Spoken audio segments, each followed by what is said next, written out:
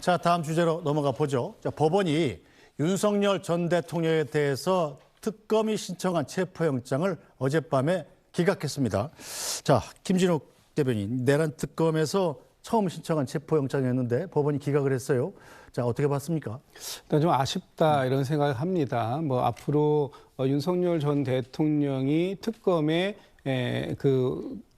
출석해서 본인의 그 조사를 성실하게 받을 것을 전제로 이런 결정을 내린 것 같은데, 그러자마자 또 그 특검에서 28일 날 소환을 얘기했고 또 거기에 응하겠다. 다만 시간은 좀 바꿔달라. 또 비공개로 출석할 수 있게 해달라. 또 이제 오늘 이런 식으로 나옵니다.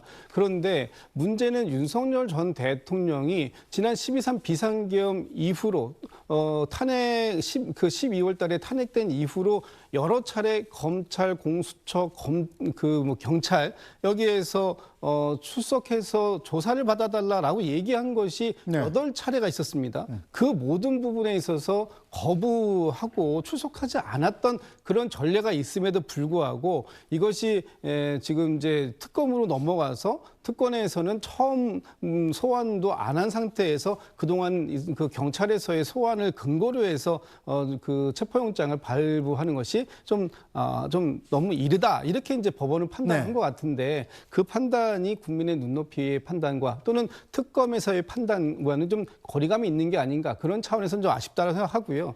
이제 특검이 본격화됐고 여기에서 특검도 뭐 한 차례의 소환으로 끝낼 것 같지는 않습니다. 여러 차례의 소환을 하게 될 텐데 그 소환 과정들 속에서 윤석열 전 대통령은 정말 충실하게 소환에 응하고 본인이 시간과 출석의 어떤 뭐 공개, 비공개를 정할 것이 아니라 그건 특검에서 정하는 겁니다. 특검에서 요청하는 사안에 맞춰서 본인이 성실하게 조사를 받아야 할 의무 또한 있는 것이다. 그런 측면에서 좀 아쉽긴 하지만 특검이 이제부터 이제 본격적인 수사의 속도를 내기 시작한 만큼 특검의 수사를 잘 지켜보도록 하겠습니다. 네, 자, 양만희 전수의원, 이 첫 체포영장 청구가 기각된 것에 대해서 조은석 내란 특검이 이제 일패를 당했다라고 보시는 시각도 있고, 자, 그런데 조은석 특검이 그걸 예상을 못하고 체포영장을 신청한 것이 아닐 것이다. 뭐 이런 분석도 있어요?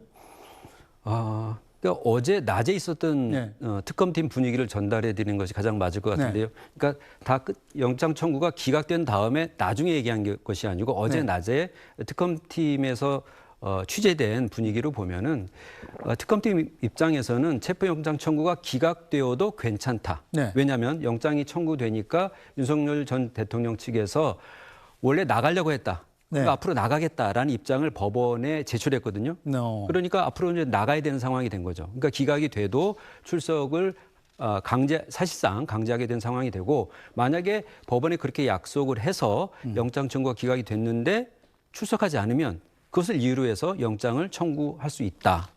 그래서 앞으로 출석을 하지 않는 일은 없을 것이다. 왜냐하면 체포영장 청구라는 것이 인신을 구금한다기보다는 불러서 조사하는 데 목적이 있기 때문에 1차적인 목표는 달성한 것이다. 그렇기 때문에 어제 영장 청구가 기각됐다는 소식을 전하면서 곧바로 특검팀에서 돌아오는 토요일 9시에 못 박아서 나오라고 통보했다라고 얘기를 한 거거든요. 여기에 대해서 윤 전 대통령 측에서 가긴 갈 텐데 9시 말고 10시에 가겠다. 그리고 비공개로 해다오 이런 입장을 전했거든요. 아마 여기에 대해서 다시 특검팀에서 어떻게 응수를 할지 좀 오늘 오후 상황을 봐야 될 것 같습니다. 네, 자, 조은석 내란 특검 입장에서는 이 의문의 일패를 당한 거지만 손해 본 건 없는 그런 셈이죠. 그러니까 어제 낮 상황을 설명드린 건 뭐냐면 다 생각 안에 있었다는 것이죠. 그리고 결과적으로 토요일에 불러서 조사할 수 있게 되었으니 뭐 패배한 것이 전혀 아니라는 것이고 문제는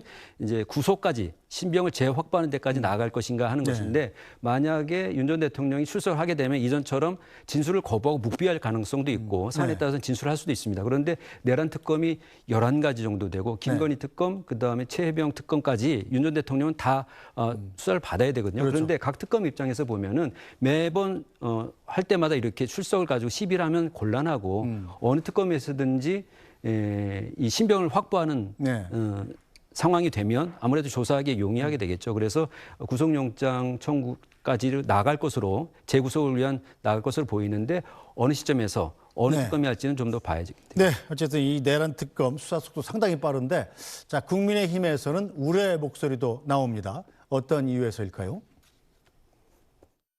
다른 특검들도 물론 무시무시하지만은 예. 사실 내란 특검이 제일 좀 두렵습니다. 이 의원을 조사하다 보니까 이런 게 인지됐다. 예. 그럼 거기도 조사하고 또 이 의원을 조사하다 보니까 이분의 행적이 이상하다. 예. 조사하고 이래 되면 어떻게 됩니까? 좀 한동안 저희들이 좀 회생하기 어려운 정도로 타격을 입히겠다는 그런 의도도 가질 수 있지 않습니까? 분명히 대통령의 그 비상계엄, 위헌적 비상계엄에 그 이렇게 동조하거나 큰 문제가 있는 분이라면 우리가 책임을 져야 되지만 여기에 좀 굉장히 애매하게 관여되어 있는 분들까지 다 조사가 들어가면 우리가 의정 활동이 되겠습니까?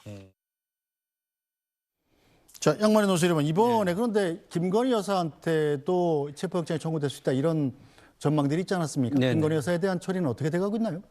그래서 김건희 여사 현재 입원 중이고 네. 그 우울증 증세가 심해지고 있다 이런 보도도 있습니다. 그렇기 때문에 소환 조사를 하게 될 경우에는 의료진의 의견이 달려서 가능하다라는 의견이 나와야 될 것 같고요. 네. 현재 도이치모터스 주가 조작 의혹 사건이라든지 아니면 건진법사와 관련된 통일교 뭐 이런 로비 의혹, 그다음에 명태균 씨 관련된 공천 개입 의혹 여러 가지 이제 16가지 혐의 중에서 상당 부분 수사가 진전된 부분이 있습니다. 그렇기 때문에 불러서 조사할 가능성이 있고, 근데 구속 문제는 글쎄요 좀 봐야 될 것이 우리 법조의 관행이라고 하는 것이 이 부부가 같이 이제 어떤 이제 혐의 선상에 있으면은 거리죠. 예. 둘 다 구속하는 경우는 잘 없기 때문에 수사 상황을 좀 봐야 될 것 같고요. 네. 그리고 또 김건희 여사가 이제 우울증 증세가 심하다고 하니까 그 상황을 좀 봐야 될 것 같습니다. 알겠습니다.